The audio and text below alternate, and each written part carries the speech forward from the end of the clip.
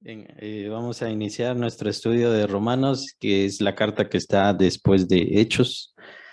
Y, les había pedido desde ayer que estudiaran para hacer introducción a la carta, ya que es muy importante hacerlo. A lo largo de todos los libros de la Biblia, entender su contexto histórico, incluso si se puede político, etcétera, etcétera. Entonces, no sé qué investigaron, si pueden activar sus micrófonos o quien quiera empezar. ¿Qué fue lo que investigaron? ¿Sí? Marjorie, investigamos con Marjorie y Pablito, pero le cedo la palabra a Marjorie. Marjorie. Pues investigamos, estuvimos ahí viendo, no sé si me oyen bien. Sí, se oye. Bueno. Investigamos, digamos, de lo que más nos llamó la atención, porque no se nos queda así como todo, pero lo que más nos llamó la atención fue que las otras cartas de Pablo decía ahí que habían sido escritas como en respuesta a circunstancias o por problemas que había en los otros ciudades, pero con Romanos él no había estado ahí. Entonces él les presentó el libro como la doctrina del Señor Jesús, su resurrección. Les presentó lo que él quería era llegar para presentarles lo que Jesús había hecho, el pecado que venía desde el principio, hablarles del pecado, hablarles de la promesa y la esperanza de salvación en Jesús que había resucitado, y también el no hacer esa diferencia entre judíos y gentiles, porque los judíos también habían pecado y de hecho no creían en el Mesías, pero también investigamos que estaba como un poco dividida ¿cómo es la iglesia, verdad? Tal vez la iglesia, por el hecho de que había un emperador, Claudio creo que se llamaba, que había echado a los judíos un tiempo, pero que luego habían regresado y habían encontrado ya muchos gentiles. Entonces como que estaba dividido todo esto por las tradiciones judías y estaban como gentiles contra cristianos. Pablo tenía en la visión sentir el apoyo en Roma para poder ir a España también a predicar. Eso, ¿verdad? Más que vimos. Y tal vez de repente se me viene otra cosa de la que estuvimos leyendo y viendo. Está bien. ¿Tú? Bueno, quisiera decir que soy casi del bando de la Ilian, que dejo a Marjorie hablar. Yo encontré un poquito que escribí, porque sí había bastante información, pero bastante.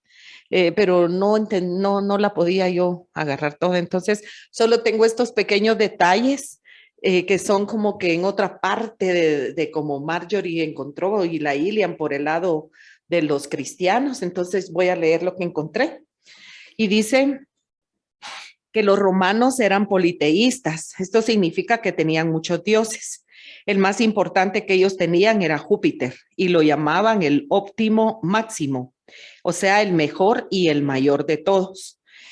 Al conquistar los pueblos, los romanos, al conquistar los pueblos, las ciudades, obligaban a seguir con todas sus costumbres y sus tradiciones, aunque podían tener siempre sus banderas y seguirse llamando como se llamaban, pero ya formaban parte de ellos y tenían que pagar tributo.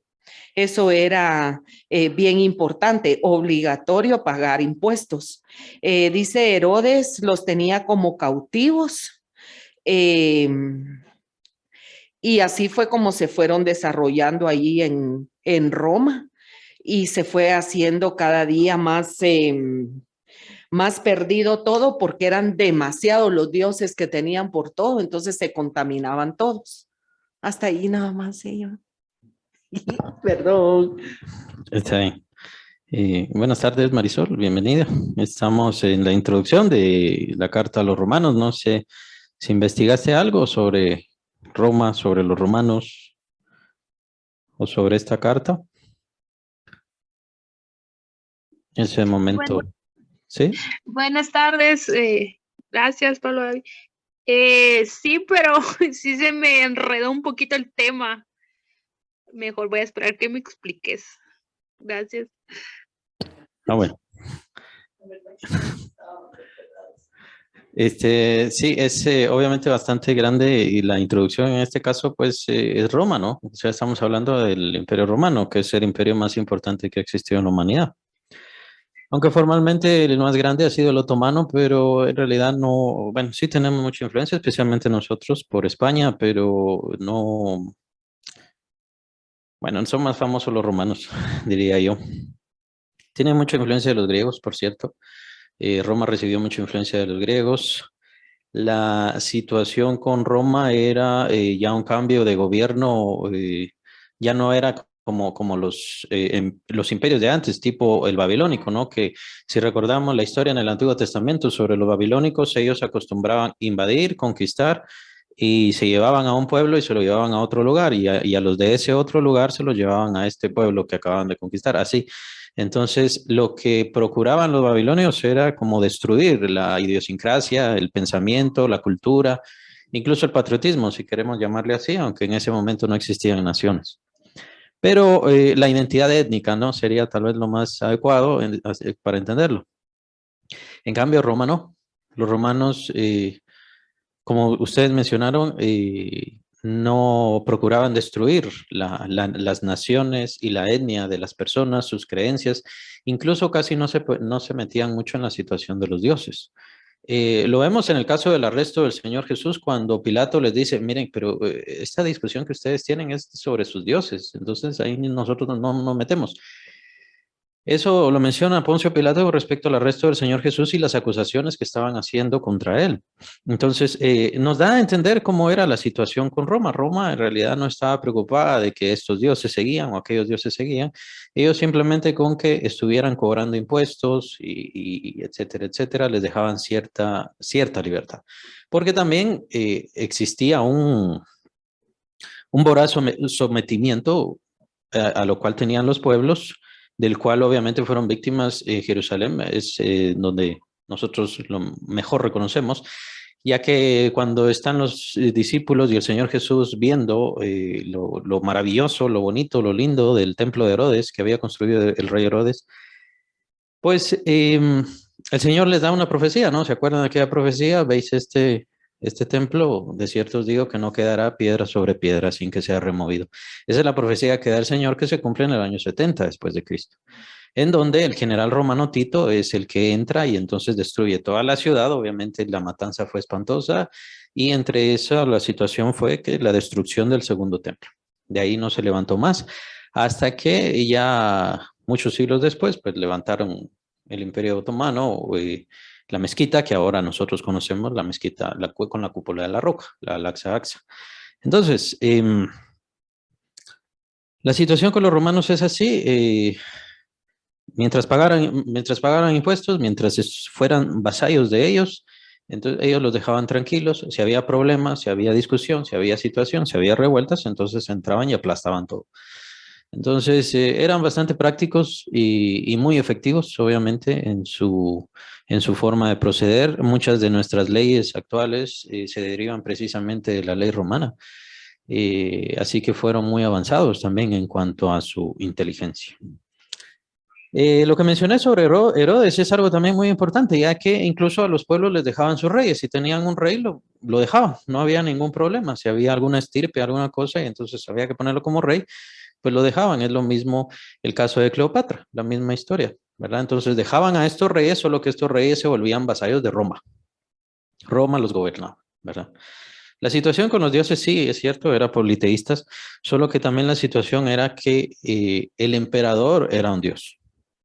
Para los romanos el emperador era un dios también. Entonces, el ataque con los cristianos tuvo que ver bastante con esto, ya que ellos proclamaban a Cristo Jesús como verdadero Dios y único Dios. Entonces, eso atacaba precisamente la personalidad del emperador y muchos emperadores tomaron eso precisamente para conquistar y perseguir a los cristianos. Bien. En cuanto a su situación social, pues obviamente era un pueblo muy avanzado, muy cosmopolita. Sí, había muchas comunidades judías, pero había muchas comunidades de todo tipo, ¿verdad? O sea, Roma era el centro del mundo y toda la gente quería ir a Roma y la gente pagaba y hacía lo que fuera con tal de obtener la nacionalidad romana. La nacionalidad romana era en ese entonces la más importante nacionalidad que existía. ¿Se acuerdan aquel pasaje, aquella porción en donde al apóstol Pablo le preguntan, ¿cómo conseguiste tú la ciudadanía romana? Yo la conseguí, pero me costó mucho dinero. Y él dice, no, yo no la compré, yo la heredé. Mi papá me la heredó. Entonces, estaba esas situaciones que son detalles que nos hacen llamar la atención y es muy importante.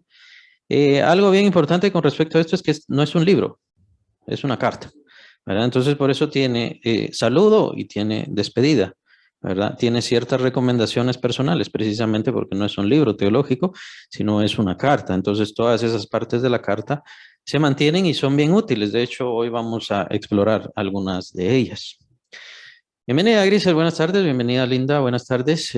Estamos en la introducción a la carta a los romanos para ya, revisar la carta a los romanos y yo ayer les pedí de que buscaran algo para entender el contexto sobre la carta. No sé si buscaron algo, les dejo el tiempo que quisieran comentar, que les llamó la atención.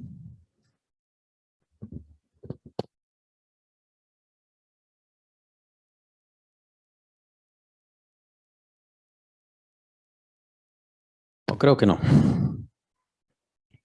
Bien, entonces vamos a seguir. Entonces, ¿qué pasaba también? Debido a que era el centro del mundo, era una cultura muy avanzada, pues la situación de pecado se había hecho bastante grande y la situación de idolatría se había hecho bastante grande. De hecho, el apóstol Pablo dedica los primeros capítulos de su carta a la situación de la idolatría, que es muy importante, y del pecado. Las dos cosas van de la mano, de acuerdo con su carta. Las dos cosas van de la mano, debido a que este pueblo era tan idólatra, pues por esa misma razón el pueblo se había degradado tanto. Era un pueblo en donde la homosexualidad, el lesbianismo era cosa cotidiana, era cosa de todos los días. Era un pueblo donde las orgías, los bacanales y cualquier cosa así se daban en los baños públicos sin ningún problema. Em, Hasta donde sé no existía formalmente matrimonio homosexual, pero sí existía libertad, sin ningún problema, ¿verdad? Y por supuesto la situación de la esclavitud es muy importante, pues en ese entonces la esclavitud era bastante fuerte, el tema de la esclavitud. Y en ese caso los esclavos pues podrían servir como objetos sexuales, como objetos para satisfacer cualquier cosa, incluso matarlos, no había ningún problema porque eran de la propiedad, ¿verdad? Esos temas son bien importantes. Era una cultura que se había degradado muchísimo y por eso precisamente el apóstol Pablo le señala todos sus pecados. Lo cual es muy importante para nuestros tiempos. Bueno, recuerdo hace algunos años, recuerdo, unos pastores, no sé de dónde eran de los Estados Unidos, pero no sé qué iglesia ni nada, pero ya estaban proclamando de que no se podía fundamentar eh, a la Biblia o no se podía tomar de fundamento a la Biblia para decir que los homosexuales no se podían casar y ellos en su iglesia ya habían empezado a casar homosexuales. Pero es un hombre y una mujer, porque estaba ahí su esposa, que pues no merecen ningún título de pastor, no solo porque pareciera que ni siquiera saben leer, porque la carta a los romanos habla claramente de la homosexualidad y del lesbianismo, claramente y directamente lo habla. Entonces, y obviamente se rechaza, y no es el único lugar en donde se rechaza. El lesbianismo y la homosexualidad no es signo de progreso en ningún lado, porque precisamente la cultura romana estaba llena, completa, de la homosexualidad y el lesbianismo. Y aún así se degradó y se arruinó. Entonces yo no sé por qué le llaman progresismo a eso, porque ahora usan esos nombres así. Si una cultura, si un país ya se vuelve abiertamente libre para los homosexuales y para todos, pues entonces está progresando, es lo que dice. ¿verdad? Pero la cultura romana era libremente abierta con respecto a la homosexualidad y obviamente el cristianismo fue lo que vino no a arruinarla, sino que a enmendar eso, a curar eso, ¿verdad? De hecho, los cristianos socavaron básicamente el imperio romano. Socavaron, me refiero, es que decir que lo llenaron, ¿verdad? Obviamente no pelearon contra él, pero lo llenaron. Es por eso que a mediados del siglo, ¿qué sería? ¿Cuarto? Siglo cuarto, llega Constantino y dice, hay tantos cristianos, pues que me voy a hacer cristiano para congraciarme con ellos, ¿verdad? Porque formalmente lo que dice no da a entender que de verdad haya visto una visión y de todas maneras, aunque haya visto verdaderamente una visión, nunca creyó. Se bautizó hasta el final de su vida, quiero decir, o sea, en su lecho de muerte ahí fue que lo bautizaron supuestamente y obviamente por aspersión, no lo metieron, sino fue por aspersión. Entonces no fue un hombre, Constantino, el emperador Constantino no fue un hombre que en realidad se haya entregado al Señor. Sus signos se nota, ¿verdad? Pero sirvió, ¿verdad? O sea, en ese momento fue Constantino quien declaró la religión, llamémosle cristiana, como la religión del Estado, entonces se liberó completamente eh, el culto. Ya no hubo más persecución, ya no hubo más muerte, ya no hubo más martirio. ¿Qué fue? Bueno, y al mismo tiempo fue malo, porque entonces vino la debacle del cristianismo en donde se metieron tantos paganos que el cristianismo se paganizó. Se paganizó a lo largo de todos esos siglos, más o menos hasta llegar como al siglo X, por ahí, y ya cuando se declara la Iglesia Católica Romana, ya con toda su idolatría, con todo su espiritismo, con todas sus cosas malas que nosotros ya conocemos y contra las cuales estamos, ¿verdad? Entonces, y todo esto vino a consecuencia de haber declarado el cristianismo como religión del Estado y entonces que todas las personas, por congraciarse con el Estado, entraran a la iglesia, supuestamente, entre comillas, ¿no? Entraran al Estado, a la iglesia para recibir favores del Estado y en esa situación el cristianismo se degradó. Fue contraproducente. Ese es el problema. Pero fueron las tácticas del diablo. De hecho, al diablo le sirvió más eso que ponerse a quemar cristianos. Se dio cuenta que quemar cristianos servía para que progresara la iglesia, pero mejor hacerse de su lado, empezar a tentarlos, empezar a ponerles cosas que les sirvieran. Bueno, eso les servía más, ¿verdad? Pero eso es el trasfondo. Sí, en cuanto a específicamente el tiempo de la carta, eh, era Claudio, el emperador Claudio, y básicamente en el tiempo en que se escribió la carta fue cuando ya entregó el imperio a Nerón, ¿verdad? Que Nerón es de los más famosos. Nerón, incluso se acuerdan que quemó la ciudad de Roma porque quería construir una nueva, quería construir su ciudad, pero ¿a quién le iba a echar la culpa de la quema de Roma? Pues obviamente a los cristianos. Fue Nerón, ¿verdad? Y obviamente fue Nerón a quien se le atribuye el que haya ordenado la muerte del apóstol Pablo y la muerte del apóstol Pedro. Fue en esos tiempos. Pero entonces, al hablar de la carta a los romanos, estamos hablando de más o menos 54 después de Cristo, 54, 55, algunos lo datan hasta el 56 después de Cristo, y que es más o menos el tiempo en donde el emperador Claudio le entrega ya el imperio a Nerón. Y entonces Nerón se vuelve el emperador del imperio. El emperador, ¿verdad? Bien. ¿En qué momento Pablo escribió la carta a los romanos? Es muy importante que entendamos de que no estamos siguiendo un orden cronológico, porque en el orden cronológico, según se entiende, primero fueron las cartas a los corintios. Primero fueron las cartas a los corintios, pero, y obviamente la primera fue Gálatas, es así. Gálatas se entiende que fue la primera.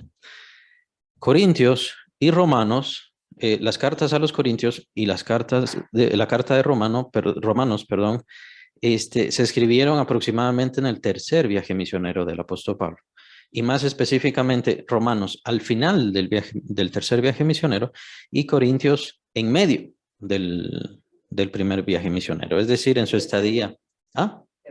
Tercer viaje misionero. El tercer viaje misionero del apóstol Pablo fue el más pastoral, le llamo yo. Es mi forma de verlo así. Porque ya no fue tanto a misión, sino que fue, y ya no hubo tanta persecución contra él. De hecho, en en el tiempo que estuvo escribiendo esta carta a los romanos, se piensa que estuvo 3 meses en ese lugar. De hecho, él lo menciona acá en su carta. 3 meses en ese lugar, y en ese mismo viaje estuvo aproximadamente 2 a 3 años en Éfeso. Entonces, pudo estar más tranquilamente revisando cómo estaban las iglesias, y precisamente por eso es que vemos la carta a los Corintios un poco más pastoral, más de como perito arquitecto, tal como él lo dice, y es por eso que vamos a revisarla después. Pero la carta a los romanos fue escrita aproximadamente al final de su tercer viaje misionero. De hecho, él estaba preparándose para viajar a España. Él menciona que quiere viajar a España, o sea, dando a entender de que su tercer viaje misionero ya había terminado, y él ya había predicado ahí, ya había estado ahí, tenía que buscar otros lugares a donde ir a predicar. Entonces quería ir a España, pero en su camino a España quería pasar a Roma. Eso es lo que él menciona. Entonces, antes de esta carta fue escrita a Corintios, pero como estamos siguiendo más un orden temático y estamos viendo precisamente para dejar registrado que estamos viendo las cartas que tienen que ver con el nuevo nacimiento, es decir, con el principio del creyente, para nuevos creyentes, Gálatas y Romanos. Esas son las 2 cartas importantísimas. Después miramos Corintios, 1 Corintios, 2 Corintios, y 1 Corintios, 2 Corintios tienen que ver más con la iglesia, el orden de la iglesia, la disposición de la iglesia y todo lo que debemos hacer nosotros, nuestra función adentro de la iglesia. Obviamente no se dieron los planes del apóstol Pablo. Vemos los planes del apóstol Pablo. Vean qué interesantes son las cartas, y entonces ya podemos unirlo con la historia. Por eso es importante el contexto.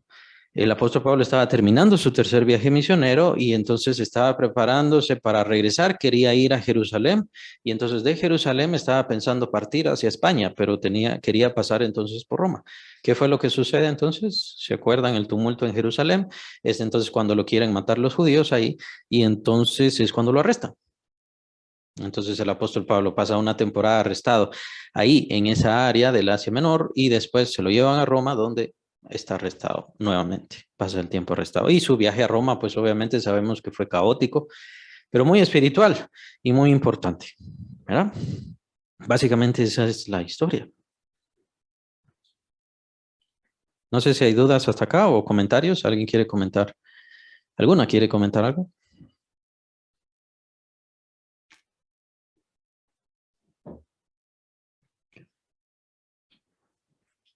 Bien, entonces, lo que mencionaban es muy importante. ¿Cuál es el destinatario? El destinatario, obviamente, son los romanos. Ya hablamos que es la capital Roma del imperio, no solamente del país, sino del imperio, y es básicamente la capital más importante del mundo conocido en ese entonces. Lo que quiere decir es de que existía todo tipo de personas, y de la misma manera en la iglesia existía todo tipo de personas. Así que la carta va dirigida tanto a creyentes gentiles como creyentes judíos, ¿verdad? Pero aparentemente los creyentes judíos a los cuales se dirige aquí al apóstol Pablo no eran tan cerrados como la situación en Gálatas, con los de Galacia, sino que tenían un poco más abierta la mente, ¿verdad? Entonces, no se dedica tanto a hablar sobre la circuncisión y esas cosas que vimos en Gálatas. Ahora, ¿qué pasa? Que acá Pablo ya no está mordiéndose el corazón o enojado o en una situación difícil o debido a una situación difícil, por eso está enviando la carta. No, lo que ustedes mencionaban, sí, tienen toda la razón. Les estaba mencionando porque, en primer lugar, ningún apóstol había ido. Pues para empezar, ningún apóstol estaba viajando tanto como él. Él era el que había viajado más. Pero ya el cristianismo estaba en Roma. Muchos atribuyen el que llegar el cristianismo hasta Roma a la primera persecución que hubo a causa de Herodes. ¿Se acuerdan? La persecución en los tiempos de Esteban, en donde Jacobo, el hermano de Juan, del apóstol Juan, murió, ¿verdad? Debido, precisamente ordenado por Herodes, ¿no? Entonces, y en donde Pedro iba a morir, pero al estar encarcelado lo liberó un ángel. ¿Se recuerdan toda esa historia?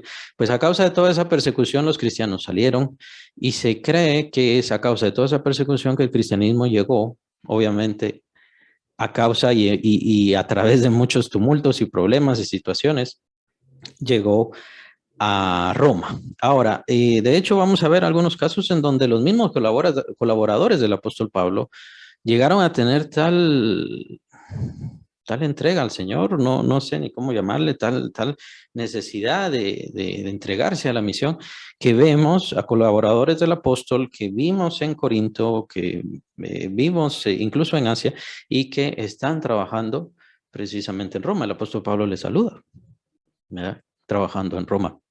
Entonces, muy probablemente son los mismos colaboradores del apóstol Pablo en donde el Espíritu Santo estaba haciendo un mover tremendo, y estos colaboradores que habían recibido el Evangelio tomaban sus cosas y se iban a la misión. Es una situación bastante alentadora, nos llama la atención, ¿verdad? ¿Cómo deberíamos ser todos nosotros? Ahora, con respecto a toda esta introducción, sí es muy importante para entender el sentido. Leer la carta ya la hemos leído, estoy seguro que ustedes le han leído tal vez unas 4 o 5 veces la carta, pero al entender cuál es el trasfondo histórico es mejor, es más claro, nos hace entender cuáles son los destinatarios. Y entonces no les dije en dónde tenían que buscar, la verdad es que no preocupa mucho, y de todas maneras todos tenemos acceso a Google, allí lo pueden revisar sin ningún problema. Pero si quieren una fuente ya más seria, aunque muchas veces las situaciones en Google, Wikipedia y todo eso muchas veces son copiadas de los libros. Si quieren, entonces busquen una introducción al Nuevo Testamento. De hecho, creo que se lo voy a mandar por WhatsApp, les voy a mandar una introducción. Y entonces así, cuando sea de ver Corintios, que es el siguiente libro, entonces empiezan a ver. Y de por sí ya empiezan a ver qué es lo que dice el libro acerca de Romanos. Pero yo quería que vieran eso. Y que más adelante es bueno que tengan acceso a una introducción al Nuevo Testamento o introducción al Antiguo Testamento, también hay, que nos habla sobre los libros y nos dan esa reseña histórica y esas cosas, ¿verdad? Y todo esto sirve para enriquecer el conocimiento. Quiero que veamos unas cosas sobre el final de la carta. Entonces, les dije que tuvieran su Biblia abierta a Romanos 16 solamente. Lo vamos a pasar. No vamos a ver ninguna cosa a profundidad. Solamente quiero que vean cuántas personas conocía Pablo ahí en Roma y también el trabajo de estas personas.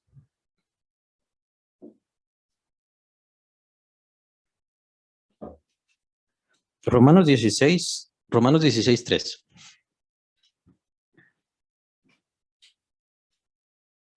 Y algo muy particular también vamos a ver.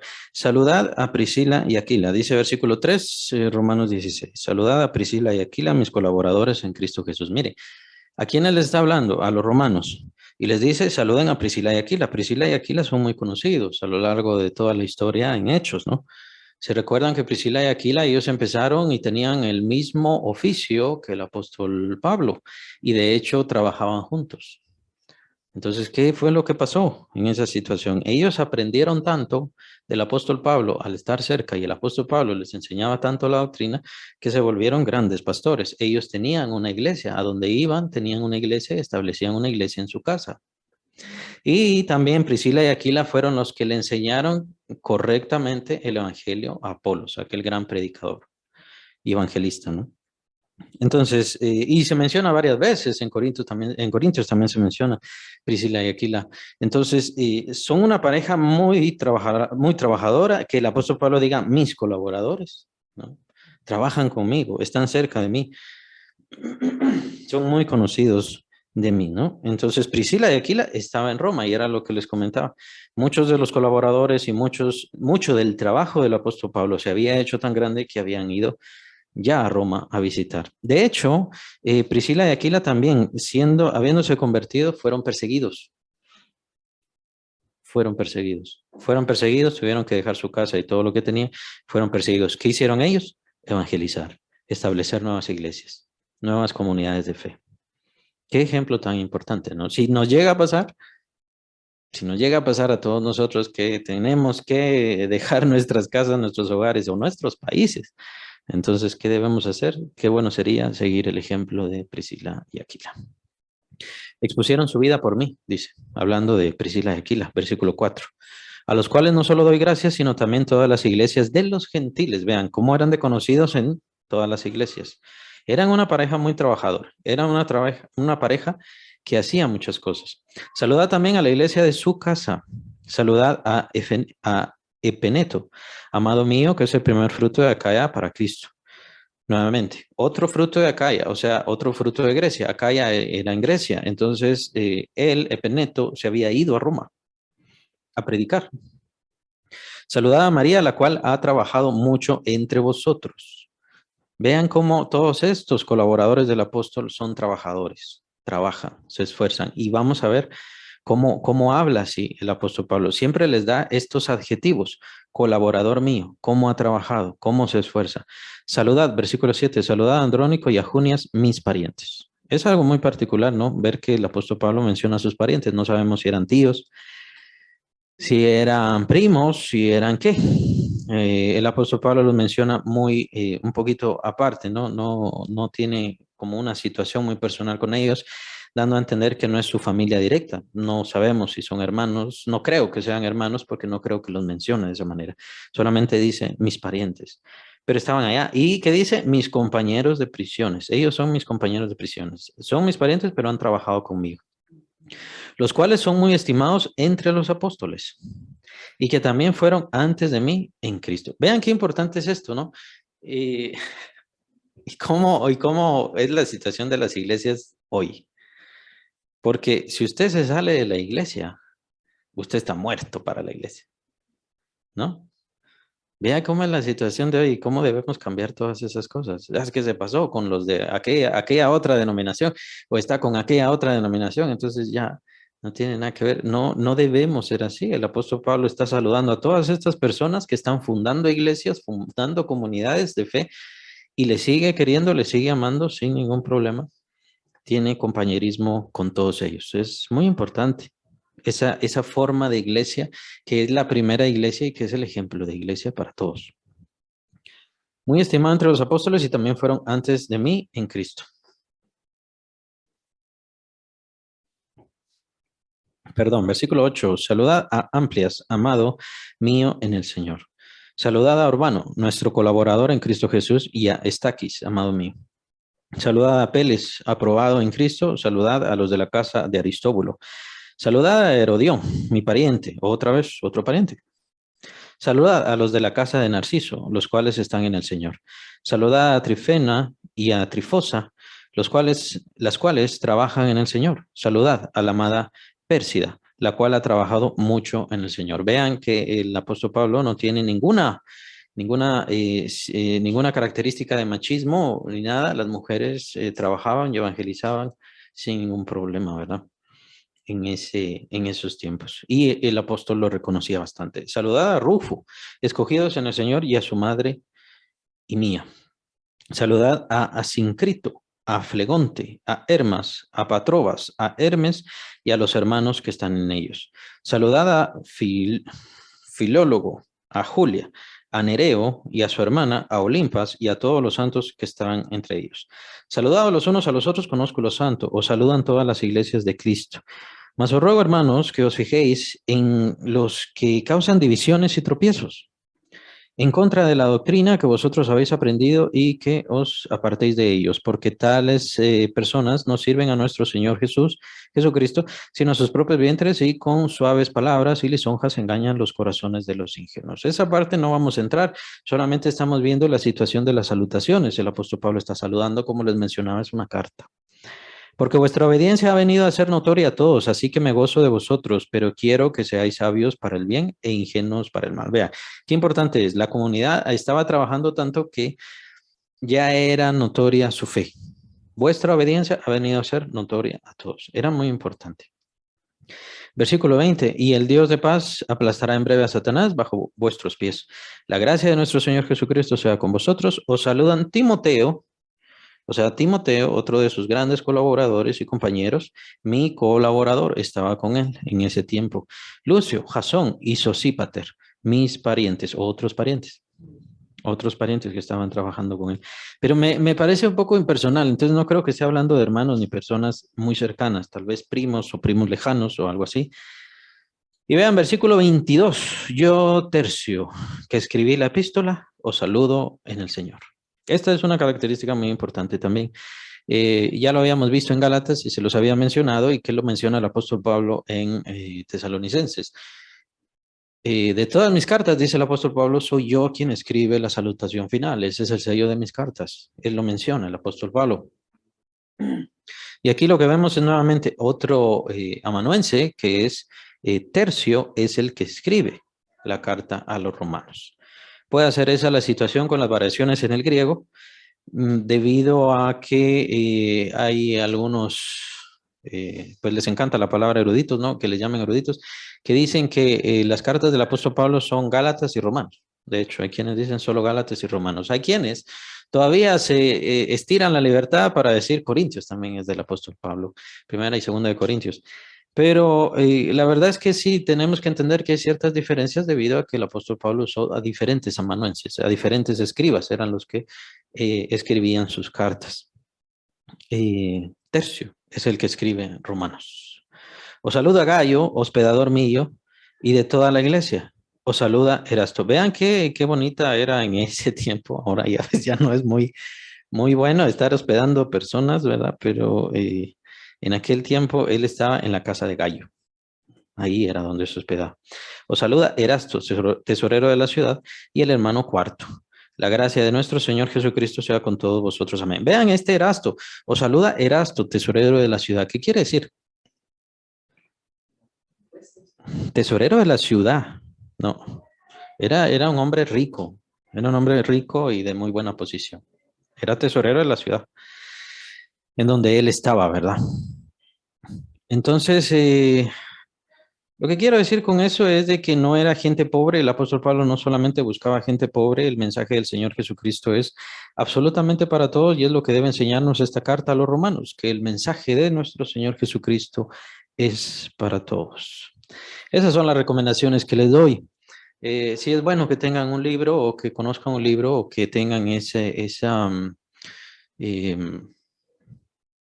deseo de buscar, ese deseo intelectual de buscar, ya para conocer un poco mejor de todo. Ahora vemos un contexto con respecto a esto. Vimos entonces una comunidad de fe a través del capítulo 16.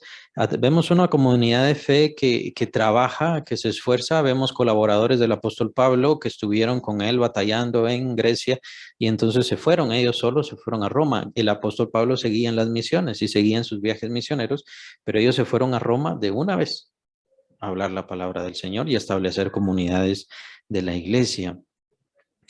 Vemos a sus parientes trabajando con él, vemos sufriendo, como dicen mis compañeros de prisión. Todas esas veces que estuvo encarcelado, no tenemos idea cuántas veces estuvo encarcelado, en tumultos, en problemas, en conflictos, y el apóstol Pablo los soportó y lo sufrió todo, por amor al Señor y por amor a la iglesia del Señor. No sé si tienen dudas ahí o comentarios. Y así ya entramos al primer capítulo de Romanos. Yo tengo una pequeña pregunta.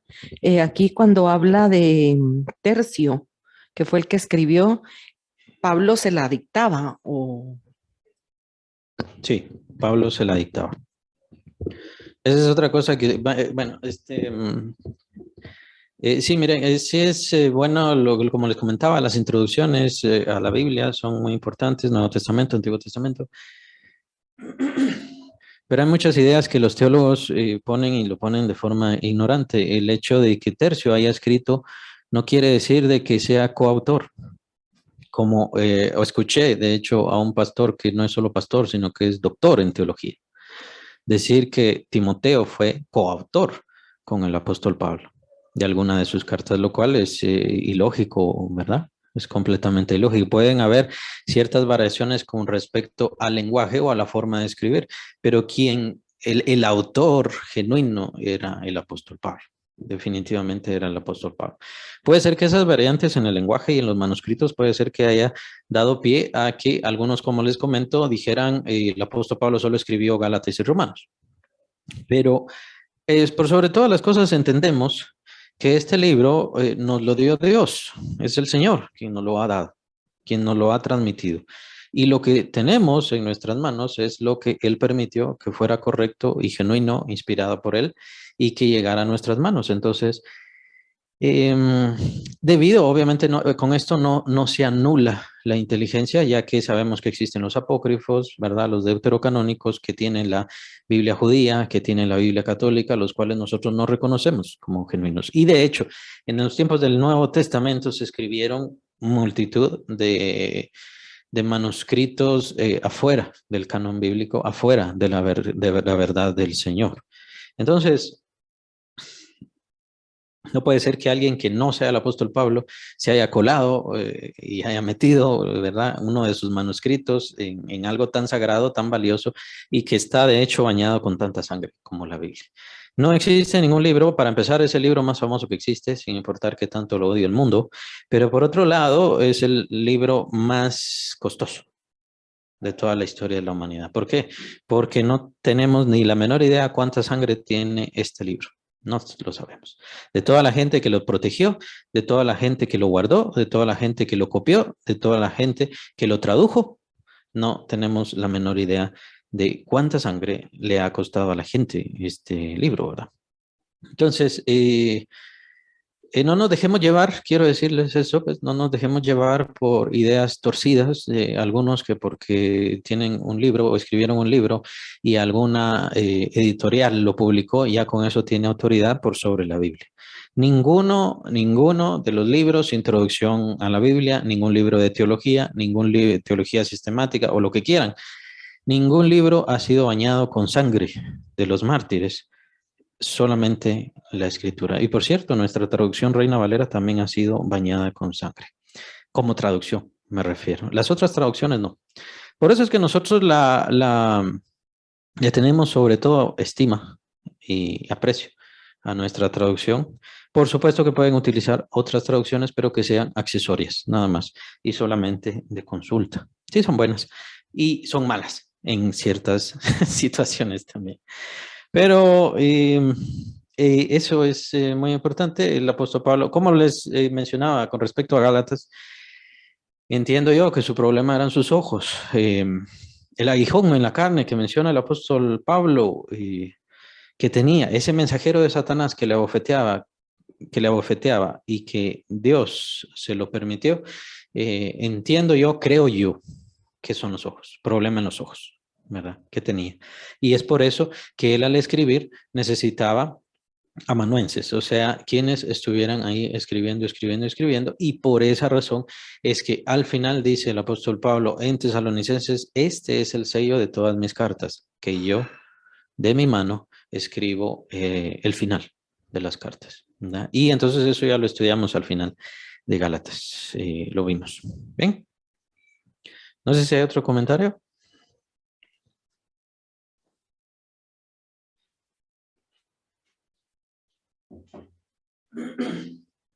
Ya más precavidos entonces de lo que leemos. Sí es importante leer más, pero siempre seamos precavidos y sobre todo constantes en lo que hemos aprendido y que es bueno.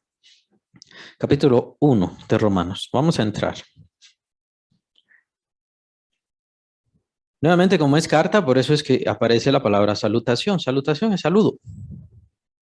Es una carta. Como en cualquier carta o mensaje que ustedes hacen, que nosotros hacemos, se acuerdan, que el Señor les bendiga, ¿cómo están? Espero que todo salga bien. Pues básicamente la misma historia, pero la salutación apostólica es sublime, ¿no? Capítulo 1, versículo 1 de Romanos. Pablo, siervo de Jesucristo, llamado a ser apóstol, apartado para el evangelio de Dios. La palabra siervo ahí, eso es bien importante que lo noten, la palabra siervo de Jesucristo es la palabra doulos. Doulos con D. Doulos, ajá, pero lo más seguro es que se pronuncia doulos. Pero escriban doulos. La palabra doulos es esclavo. Lo que dice el apóstol Pablo ahí es esclavo de Jesucristo. Yo soy esclavo de Jesucristo. Llamado a ser apóstol, es decir, y apóstol, acuérdense que la palabra apóstol es la palabra enviado, y cuando en el griego se utiliza enviar o enviaré o algo así, se utilizan formas de la palabra apóstol. Apóstol significa enviado. Apóstol no significa superungido, el que más sabe, el que es mayor que los pastores, como ahora se toma en nota y en cuenta a los apóstoles, los supuestos apóstoles de hoy. Y digo supuestos apóstoles porque no pasan el test bíblico, ¿verdad? Ellos dicen que miran a Cristo, pero no dan a entender genuinamente que han visto a Cristo. Y no ese es el único test bíblico que se tiene sobre los apóstoles.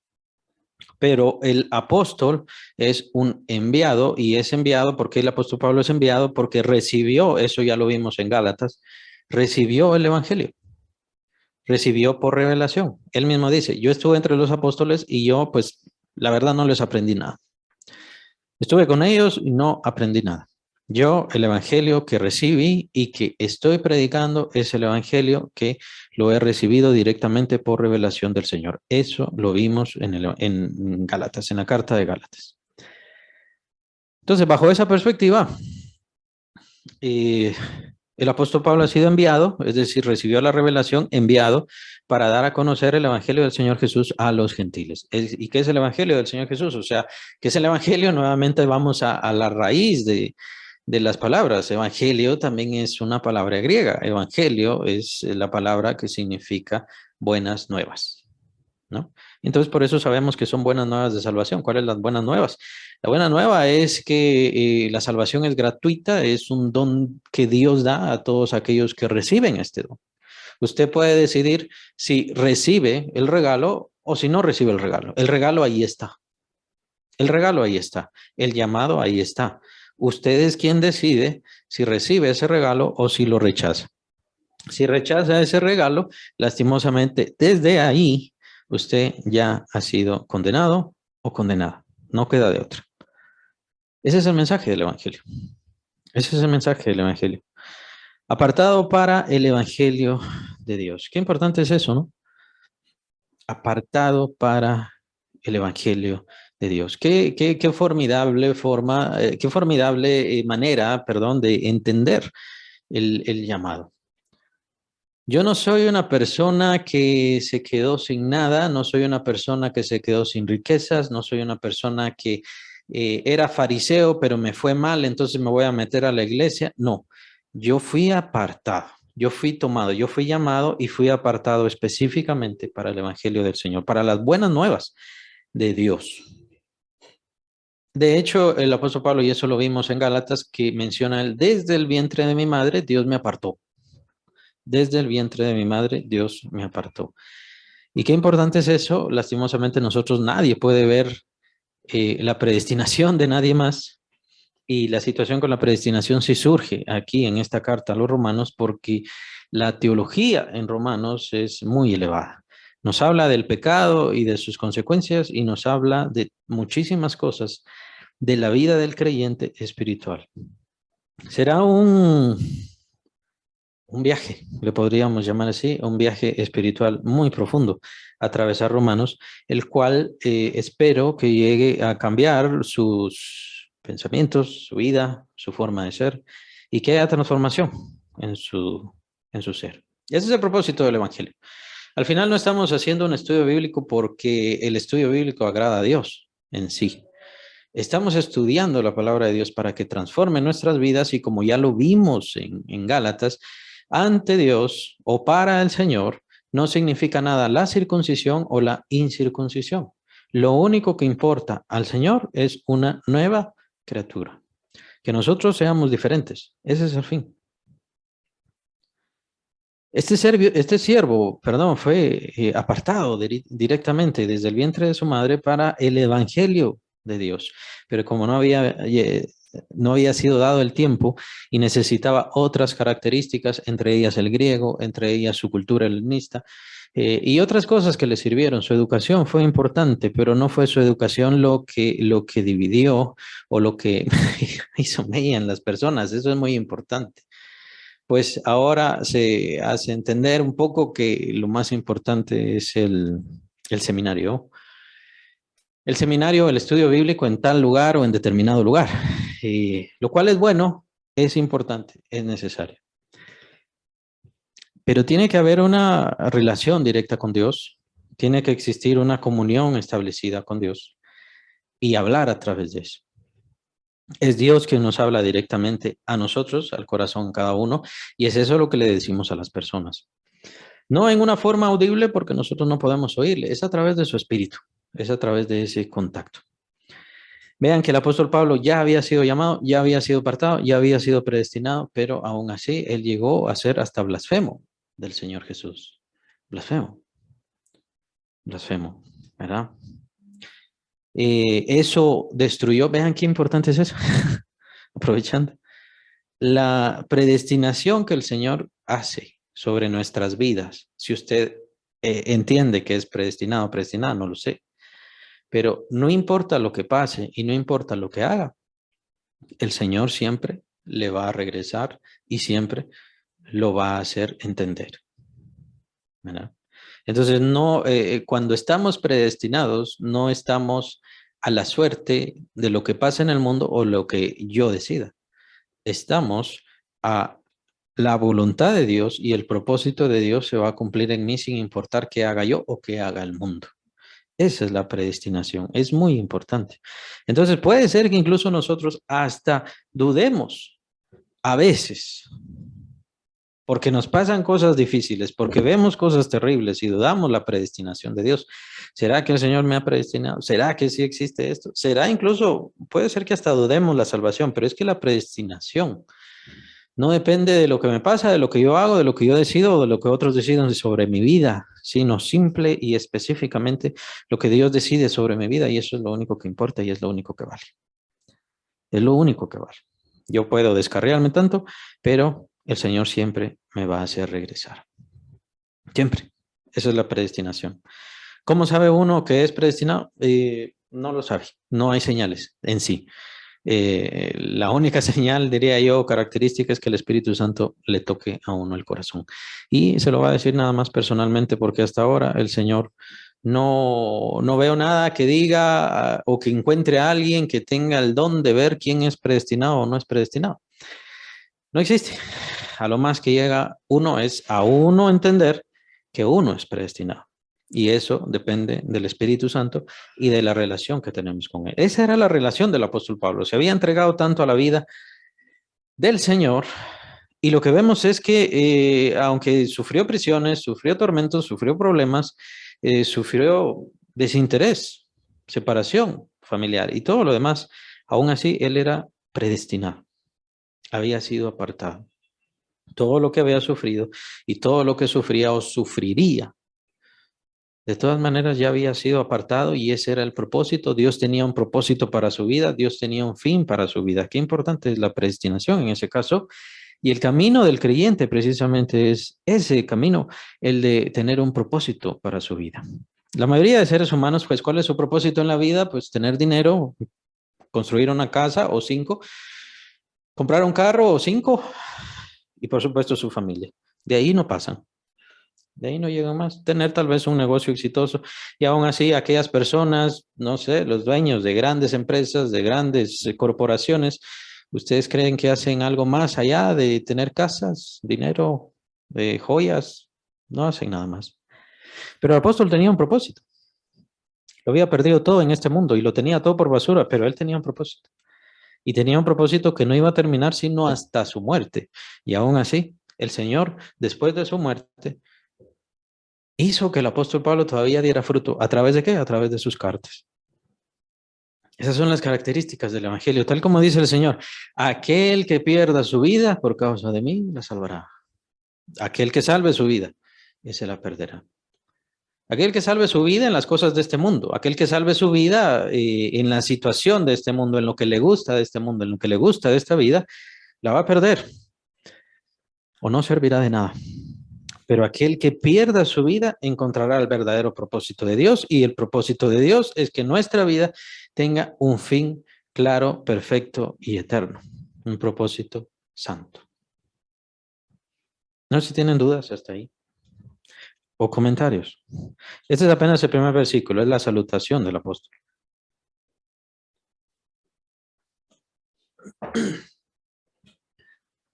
Y la carta a los romanos desborda mucha teología, por eso nos vamos a quedar de versículo en versículo. Ya casi se nos acaba el tiempo. Versículo 2. Sigue la salutación. Versículo 2. Que él había prometido antes. Está hablando del evangelio. Como dice, apartado para el evangelio de Dios. Que él había prometido. Está hablando del evangelio. Antes, por sus profetas en las santas escrituras. ¿Qué pasa con el Antiguo Testamento? ¿Y por qué nosotros tomamos el Antiguo Testamento? Porque esas son santas escrituras. Sabemos, entendemos que son santas escrituras. Han venido a través de las generaciones, a través de las persecuciones contra la escritura, pero han venido a nosotros por gracia de Dios. Son escrituras santas. El Señor lo ha legado al universo. No son las escrituras de los judíos, no le pertenecen a los judíos. Ni siquiera los judíos son Israel. Los judíos son una décima parte, una doceava parte, perdón, de Israel. No es de ellos, no les pertenece, le pertenece a toda la humanidad, pero específicamente a la iglesia. A la iglesia. ¿Por qué? Porque es en las escrituras que se promete al Salvador, pero ¿qué dice el apóstol? El evangelio también había sido prometido. Esta luz que venía al mundo, había sido prometida a través de las santas escrituras.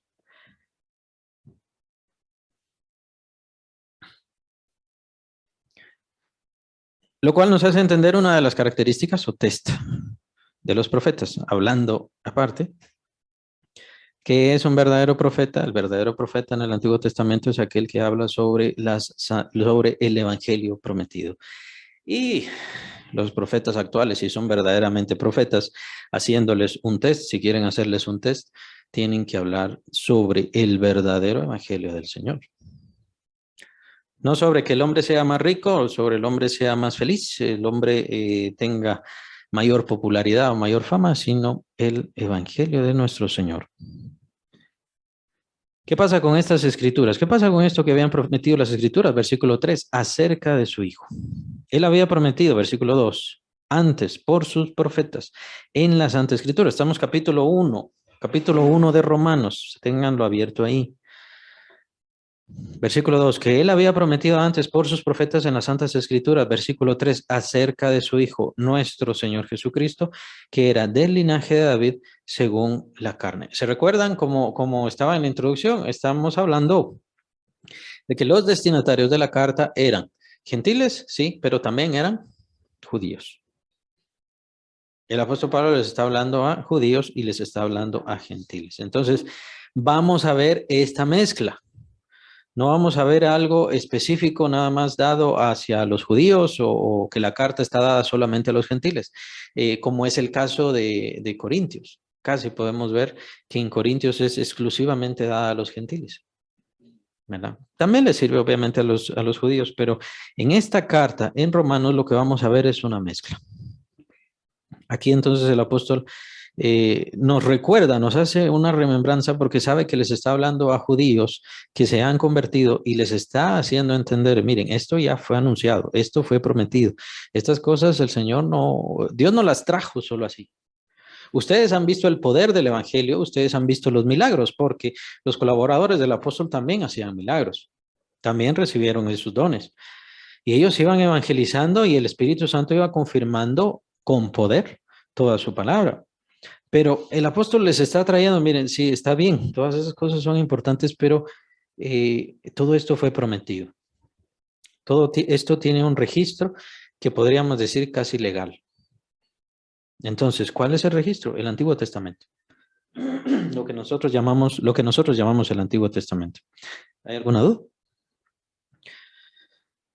Acerca de su Hijo, pues sí, ya lo habíamos hablado desde antes en Gálatas, de que las escrituras del Antiguo Testamento, específicamente el gran tema que tienen es el Hijo de Dios, nuestro Señor Jesucristo, que era del linaje de David según la carne, que fue declarado Hijo de Dios con poder. ¿A través de qué? Hijo de Dios con poder.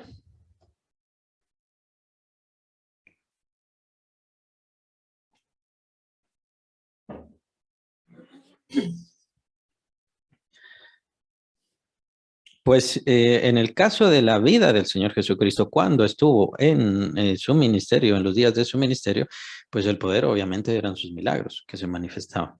Y la voz que hablaba desde el cielo, este es mi Hijo amado, en el cual tengo complacencia. La transfiguración del Señor Jesucristo, todas estas cosas fueron la confirmación. El mismo Señor Jesús les dice a los fariseos, miren, está bien si ustedes no me quieren creer por mis palabras, pero al menos créanme por mis obras. Es que ¿quién creen ustedes que va a hacer más obras que yo? Y aún así los fariseos no le creyeron. Y por supuesto fue declarado hijo de Dios a través de que, a través de la palabra de los apóstoles y de los colaboradores de los apóstoles para que los creyentes fuesen salvos. Hay una porción donde el apóstol Pablo menciona que dice para que su fe no esté basada solamente en la letra, sino en el poder de Dios. Entonces él quería ir a esa comunidad y que vieran la manifestación del Espíritu Santo y el poder del Espíritu Santo y les dice, para que su fe no esté solamente basada en unas palabras o es una ideología o es una filosofía nueva. No, es que hay poder de Dios. Y este poder es específicamente para declarar al Hijo de Dios. Vean qué importante es eso. Y esas cosas se están perdiendo. Se dan cuenta que la carta es muy universal. Porque ahora el supuesto poder de Dios, bueno, como ustedes quieran, pues, pero el poder de Dios es para decir, este hombre es un gran ungido. Aquel hombre que tira gente o que electrocuta a la gente supuestamente por el poder del Espíritu, hay que verlo a él y hay que seguirlo a él. Dios guarde que se diga algo contra él. Pero es que todo ese poder, sí es en serio poder, que mucho de ello no es. Pero el verdadero poder de Dios es para declarar al Hijo de Dios con poder. Ese es el fin. El fin no es para decir aquel es un gran ungido y de magia hizo que surgieran millones y millones de dólares, como nada, porque es un gran ungido. Y no hay que decir nada porque Dios guarde. No podemos hablar con el ungido, contra el ungido. Y de hecho tampoco se puede hablar con él. Vayan a ver si les da alguna audiencia, ¿no?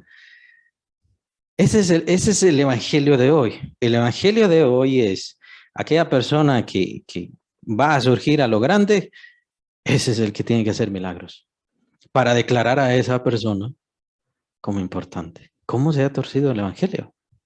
El apóstol Pablo dice específicamente, el poder que hemos recibido, los dones que hemos recibido y todas estas cosas que hemos recibido es para declarar al Hijo de Dios. Es para señalarlo a Él. Y aún así el apóstol Pablo tuvo que hacer ciertas composturas, llamémosle así. ¿Se acuerdan en Corintios? Bueno, cuando lleguemos ahí, pero nos falta muchísimo tiempo para llegar ahí. Pero en Corintios el apóstol dice, algunos dicen, yo soy de Pablo, yo soy de Cefas, yo soy de Apolos. ¿Por qué creen que es eso? Porque si Cefas llegaba, Cefas es Pedro, es el apóstol Pedro. Si Pedro llegaba, hacía milagros. Si Apolos llegaba, hacía milagros. ¿Cuántas cosas maravillosas hizo en aquel entonces el Espíritu Santo? ¿Por qué? Debido a la entrega de la iglesia. En aquel entonces era una iglesia absolutamente entregada al evangelio y a la esperanza. Nosotros ahora tenemos una iglesia en donde al pastor le toca. El pastor tiene que evangelizar, el pastor tiene que invitar, el pastor tiene que ir, el pastor tiene que hacer, al pastor le toca, hasta el pastor tiene que cantar. Pero lo acabamos de leer apenas como introducción, capítulo 16, ahí no hay ninguno que diga el apóstol, este se queda sentado viendo las flores. Todos trabajan, todos se esfuerzan. Colaboradores míos, estuvieron conmigo en la prisión, sufrieron conmigo los problemas y las persecuciones de evangelizar. Y se fueron a seguir evangelizando, se fueron a Roma. No existe nada específicamente que el apóstol Pablo les haya dicho, váyanse todos ustedes a Roma, tantísimos de esos colaboradores. Pero así fue como los formó el Señor, así fue como los formó el Espíritu Santo y ellos seguían compartiendo la palabra, plantando iglesias y yendo a otros lugares. Ellos ya no tenían un punto fijo en donde estar. No lo tenían. Solo querían compartir al Señor. Y el Espíritu Santo les respondió con poder. Les respondió con poder para declarar al Hijo de Dios. Ahora, ¿existe poder del Espíritu Santo en la iglesia? Yo creo que existe poder del Espíritu Santo en la iglesia, para la iglesia, dado por el Señor Jesucristo, precisamente para apoyar el trabajo y la obra de la iglesia, que ahora, debido a todas estas malfunciones y mal comprensión, todo eso el Espíritu Santo lo ha cedido, ya no lo da. Eso es lo que entiendo yo, eso es lo que creo yo. Y por eso es lo que estamos viendo. Son cosas tan ridículas y patéticas las que suceden ahora. Hay iglesias en donde golpean a la gente enferma diciéndoles que es el Espíritu Santo quien le dice a este súper ungido, supuestamente, que si golpea a esa persona enferma, entonces así va a sanar de la enfermedad. Hay personas que usan como un martillo grande y que a través de ese martillo entonces el Espíritu Santo va a funcionar. Hay personas que les dan el chicle bendecido. Entonces si usted se come este chicle bendecido, entonces el Espíritu Santo le va a sanar. Son cosas ridículas, espantosas. Y hay cosas aberrantes, por cierto, denigrantes, que ni siquiera quiero decir. Debido a todo ese desorden, que se ha perdido toda la intención, todo el sentido. El poder que Dios nos ha dado es para declarar a su Hijo como verdadero Hijo de Dios. Ese es el fin. Yo no soy nadie. Los demás no son nada.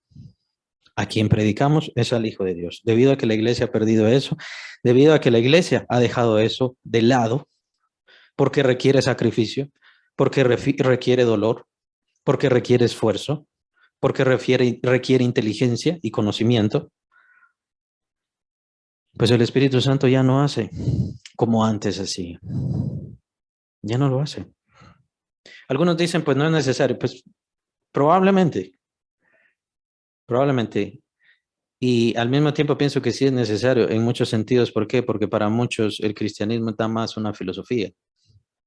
Es algo nada más para el domingo. Tal vez para aliviar sus conciencias o algo así. Pero no es el propósito de sus vidas. No es el propósito de levantarse. Y la razón por la cual se cansan en las noches y necesitan descansar. No es eso. El evangelio es un accesorio, nada más. Algo bonito, algo que ayuda a la conciencia, nada más. Pero no es poder. No es poder. En el evangelio hay poder y lo vamos a ver. De hecho, el apóstol Pablo en estos pasajes, mismos versículos, menciona el poder del evangelio. ¿Por qué se ha perdido ese poder? Sí, es muy importante que a cada uno de nosotros exploremos y pensemos por qué. ¿Qué estoy haciendo yo personalmente para obtener ese poder? Creo yo. También estamos tan acostumbrados a no ver poder o tan acostumbrados a ser escépticos que ya entonces nos cuesta mucho confiar y creer. No confiar en la salvación, no digo eso. Confiamos en la salvación, creemos y sabemos que somos salvos, pero nos cuesta saber o creer que Dios puede sanarme, que Dios puede librarme, que Dios puede quitarme este mal. Ahora, lo que se nos olvida es el propósito. ¿Por qué yo le pido esto al Señor y el Señor me lo da? ¿Cuál es el fin? O el fin principal, el fin primordial, el fin central, absoluto, de todo lo que Dios hace en nuestras vidas. Es declarar a su Hijo como verdadero Hijo de Dios, el único, el ungido. Ese es el fin. El Señor no me da dinero para que yo viva feliz en la vida. El Señor me da para su servicio. No sé si alguien quiere hablar, alguien quiere comentar. Hay un mensaje aquí. Disculpen que yo los mensajes no los puedo ver porque hasta aquí no los veo. No veo. Entonces, si alguien quiere comentar, mejor. Porque los mensajes los veo hasta de último.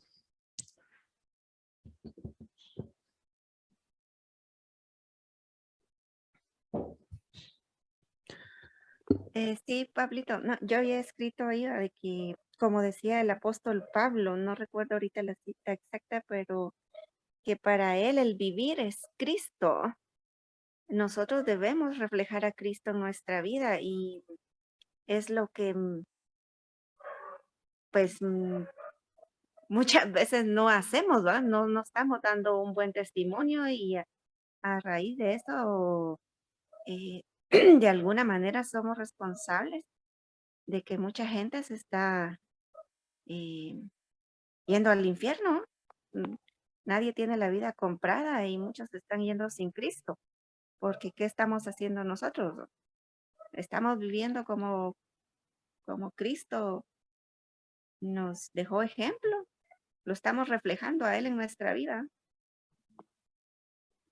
Sí, exacto. Es muy importante, ¿verdad? Incluso por eso se dan cuenta cómo vimos a los colaboradores del apóstol Pablo y cómo él menciona a mis colaboradores, mis compañeros de prisiones, los que trabajan conmigo. El apóstol no lo hizo solo todo.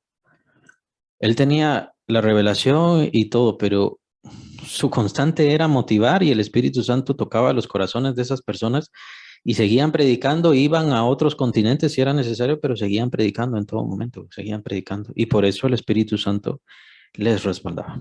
No sé si hay otro comentario, ya es lo último, porque ya no tenemos tiempo, ya nos pasamos. Y les comentaba sobre los comentarios de Zoom, perdonen, sí, no tengo muy buena vista, a pesar de que tengo lentes, no tengo muy buena vista, entonces en medio de la clase difícilmente voy a ver los mensajes, pero sí los miramos al final, sí los vemos al final. Bueno, de hecho no terminamos el versículo 4, según el Espíritu de Santidad, que es otra parte muy importante, el Espíritu de Santidad por la resurrección de entre los muertos, que es obviamente el gran fin. Si no estoy mal, es el apóstol Pedro quien dice que Dios dio fe a todos resucitando a Jesucristo de entre los muertos, que esa es la obra cumbre, la obra de potencia cumbre que se ha dado. De hecho, el apóstol Pablo en Corintios menciona la resurrección,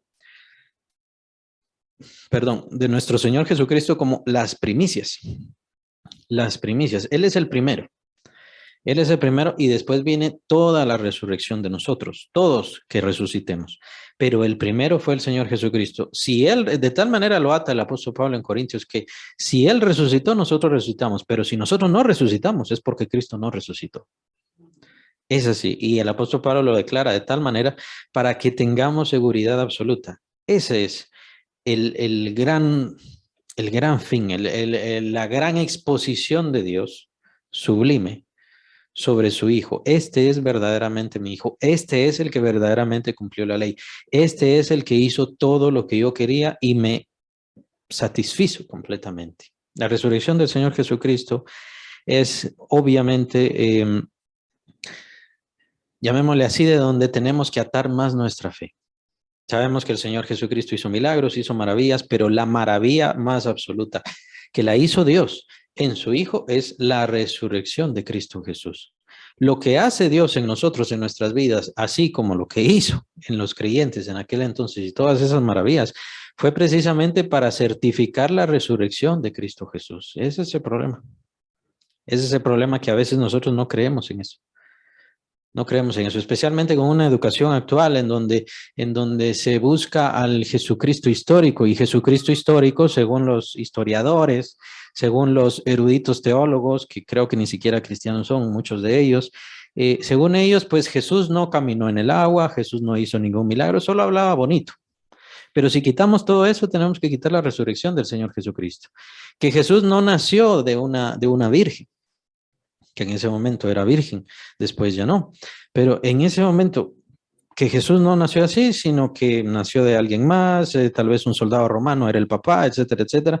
Y todo esto lo tratan de acomodar a un Jesucristo histórico, porque el Jesucristo histórico sí es capaz de ser comprendido por la mente racional, intelectual, entre comillas, racional, intelectual y superior del hombre moderno actual.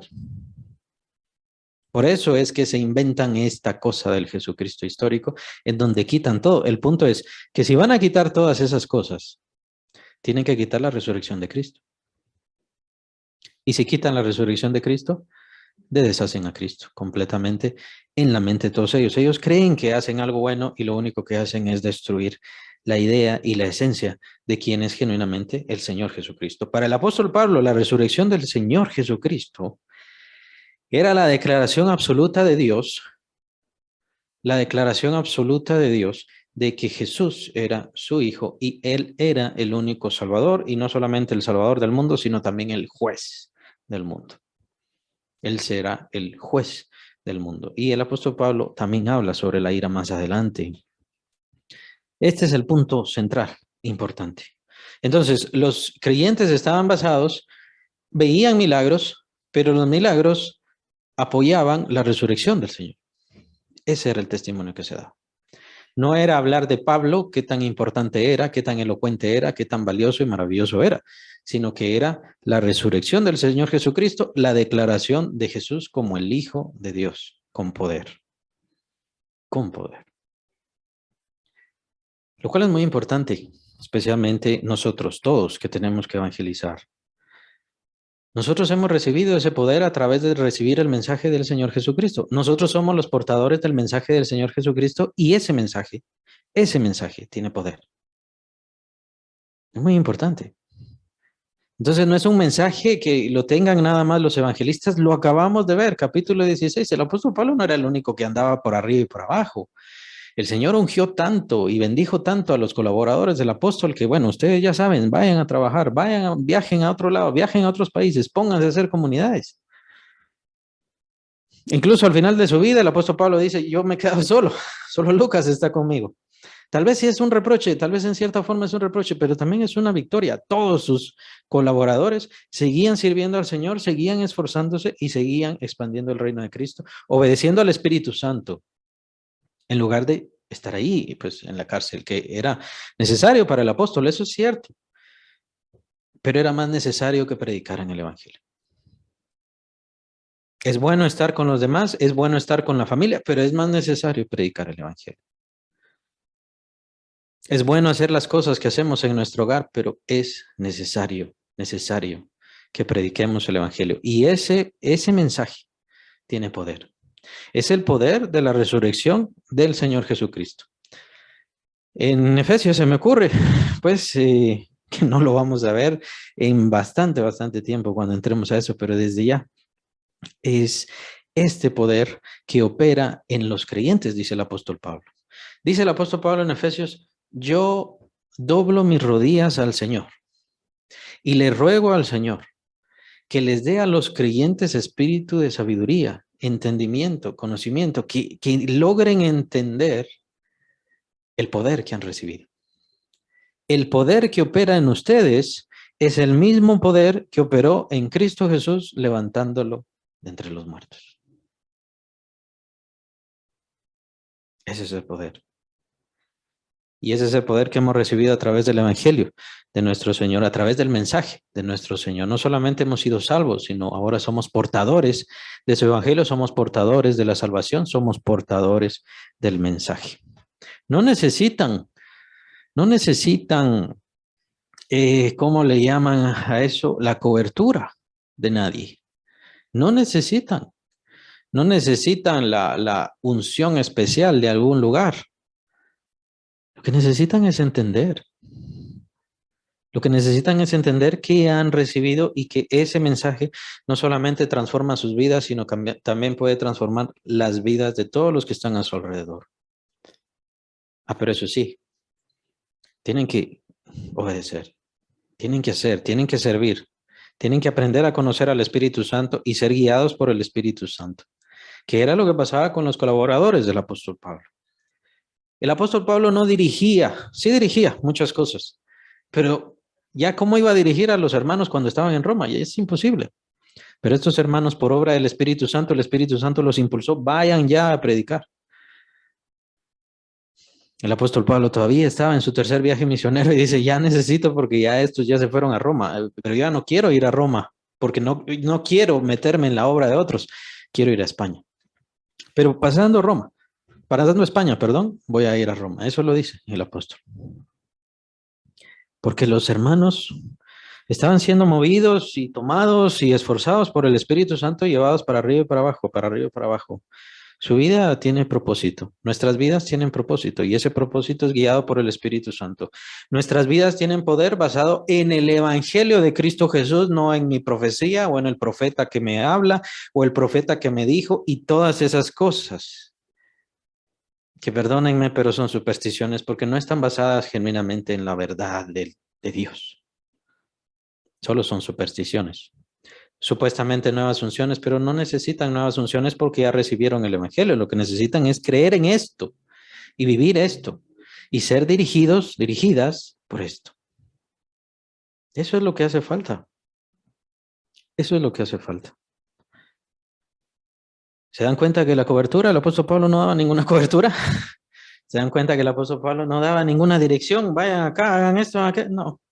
El Espíritu Santo hacía lo que quería.